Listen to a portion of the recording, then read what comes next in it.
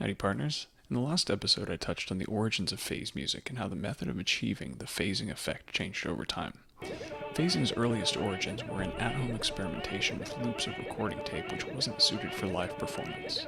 Contemporary artists who incorporate this effect into their music tend to use polymeters, which are much more friendly for live performance. Artists I enjoy who use polymeters and phasing include Tool,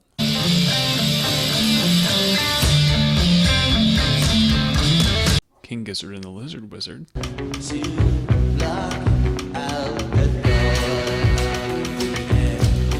Meshuggah,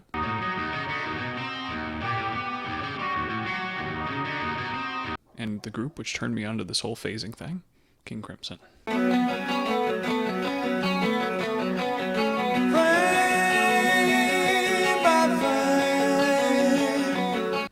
Between 1968 and 2021, King Crimson went through several different eras with different characteristic sounds, personnel, and successes. The first track of their first album, 21st Century Schizoid Man, is their best known and most commercially successful song, having been sampled by Kanye West, apparently without appropriate licensing, in 2010, back when lots of people still thought Kanye was important.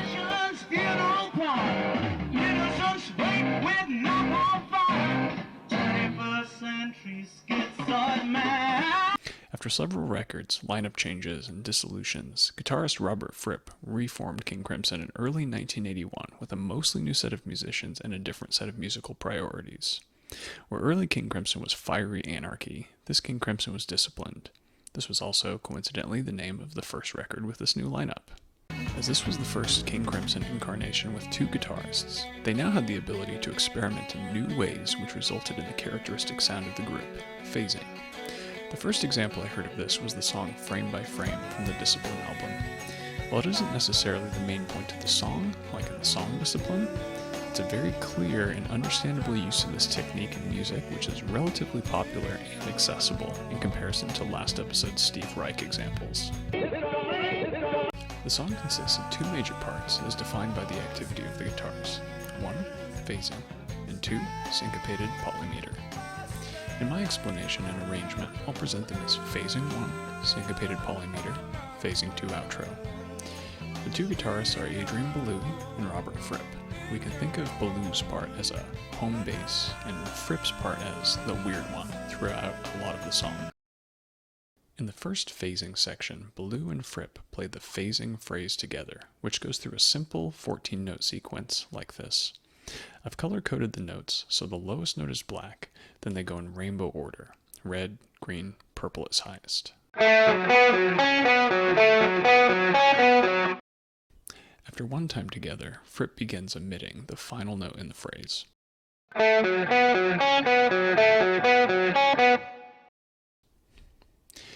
Let's see how this looks in combination with the original phrase.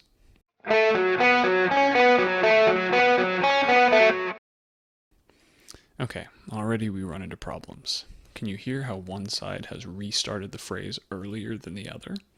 If we let this run, they continue going further and further out of phase with each other.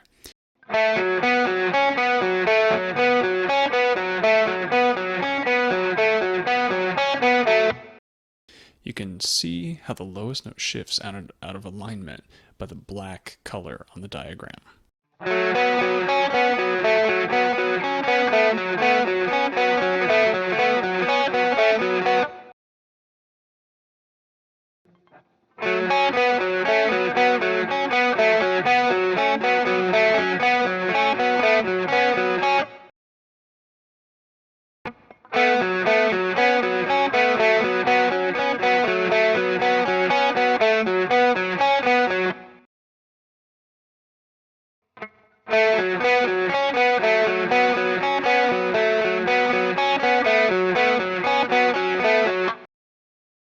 After 10 measures of Belew playing the full phrase, both guitars are about to move to something new.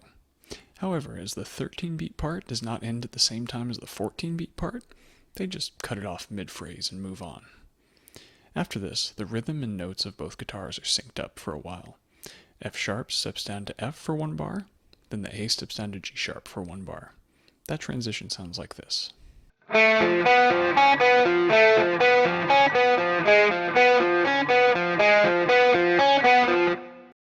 The phrases keep the same relative sequence, but move all the notes up.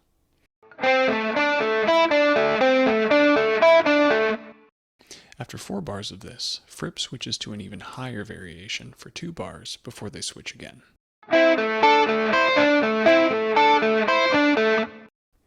A steps down to G sharp, and C steps down to B.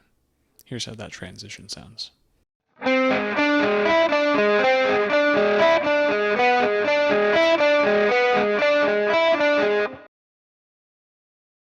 Moving on to the syncopated polymeter section, I will use this figure to represent one measure of 4/4 music.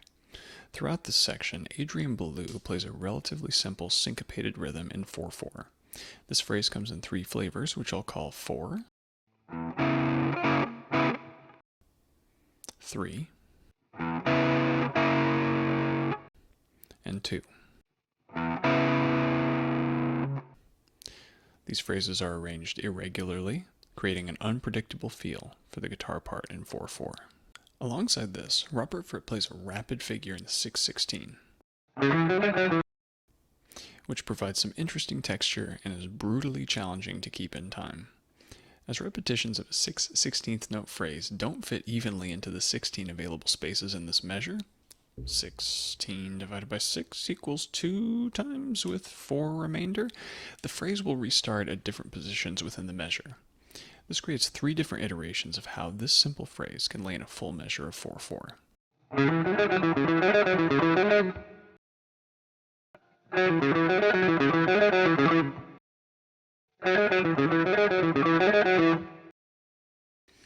This 6/16 against 4/4 polymeter creates a mild phasing effect, which takes 3 measures to resolve to the point where both parts start on 1 again.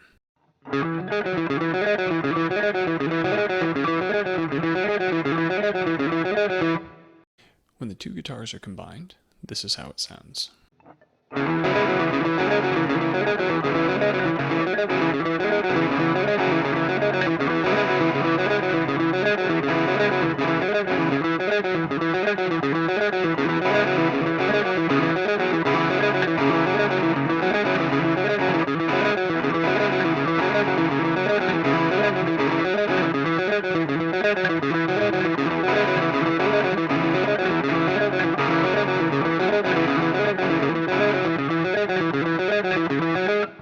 Both guitars follow a simple harmonic progression, moving up a minor third and restarting the pattern.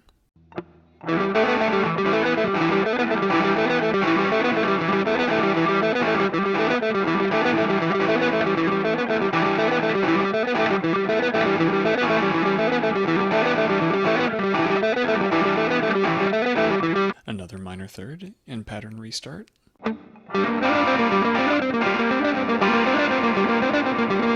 And a minor second with no pattern restart.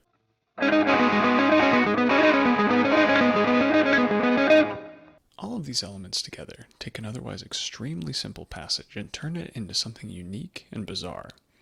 Here's an example of how it would sound if Fripp's part was also in 4/4, so it would stay in phase, and Belew's part was less syncopated and not irregular. It's pretty boring.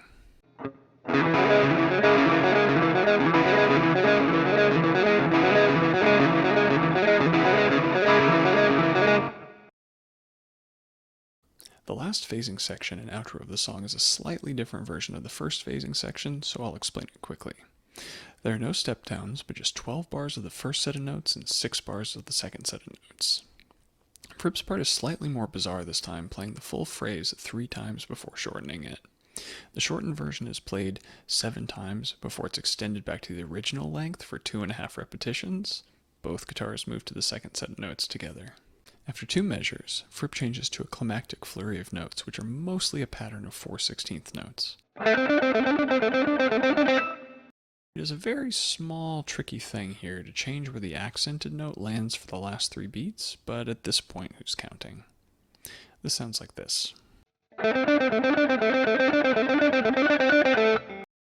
I'll play a shortened adaptation to demonstrate the trickery King Crimson has cooked up in this song. I've also slowed it down by approximately 25 beats per minute because Robert Fripp is a terrifying man.